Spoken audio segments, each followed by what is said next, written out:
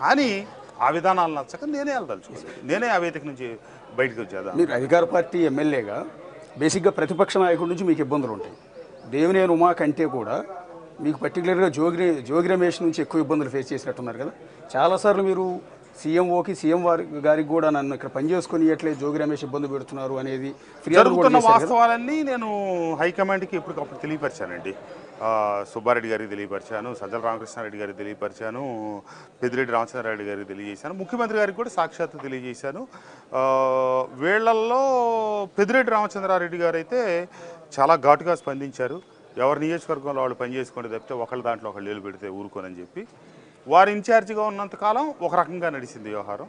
వారు ఇక్కడ నుంచి ఇన్ఛార్జిగా వెళ్ళిపోయి వేరే చోటకి వెళ్ళిన తర్వాత ఇక్కడ ఇట్లాంటి శక్తుల్ని ఎవరిని ఎక్కడ ఉండాలో అక్కడ ఉంచే పరిస్థితులు తప్పిపోయినాయి. ఇక అదుపు తప్పిపోయి ఒకళ్ళ దాంట్లో ఒకళ్ళు ఏళ్ళు పెట్టడం, దూరటం, ఇబ్బంది పెట్టడం, ఇక ఈ బూతులు తిట్టట్లేదు.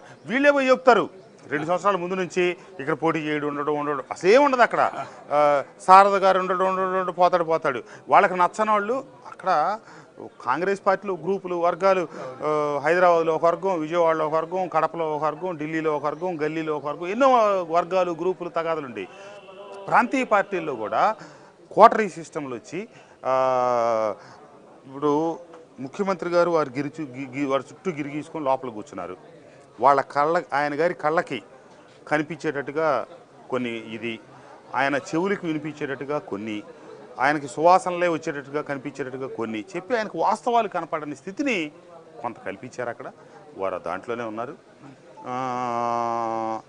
ఇంటెలిజెన్స్ రిపోర్ట్స్ అని చెప్పుకోవటమే తప్పితే వాటిని కూడా ప్రభావితం చేసి ముఖ్యమంత్రి గారి దగ్గర కొందరికి వ్యతిరేకంగా, వాళ్ళకు అనుకూలంగా మార్చుకొని నివేదికలు పెట్టించుకోగలిగే స్థితికి కొంతమందికి ఎదిగారు.